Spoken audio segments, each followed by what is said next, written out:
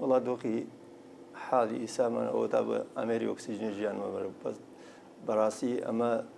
37 ساڵەمە ژیانیمەتر بەسە لەم بێباکیکە حکوومەت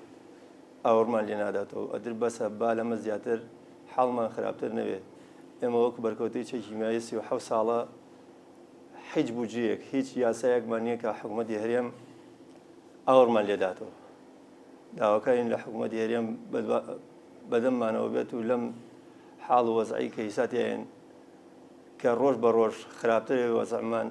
ئاوەڕمان لێداتەوە لەمە زیاتر پشتگوێمان نەخات و من ئیسا حاڵی حازر بە پێی راپۆرتی پزیشکی لە 1970 سیەکانم کار ناکەن و ڕۆژ لە دوای ڕۆژیش دکتۆرە لە حاڵ و خراپترەوە ئەگەر ئابم شێوازە بێت کە حکوومەت ئاوەڕ لێ نەدات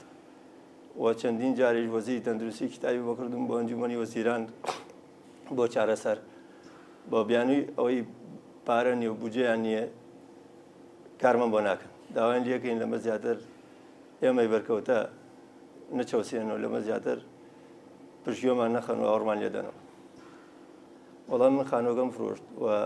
قەرزیشم کرد کە لەسەر حسابی خۆم بڕۆم چونکە حکوومەت هەر ڕۆژە و قەیرانێکیە بوو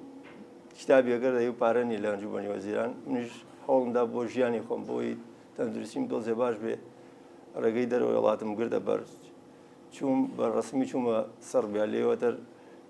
بە قاچاق بچم بۆ وڵاتی ئەڵمانیا بۆ چارەسەر بەڵام بەداخەوە کە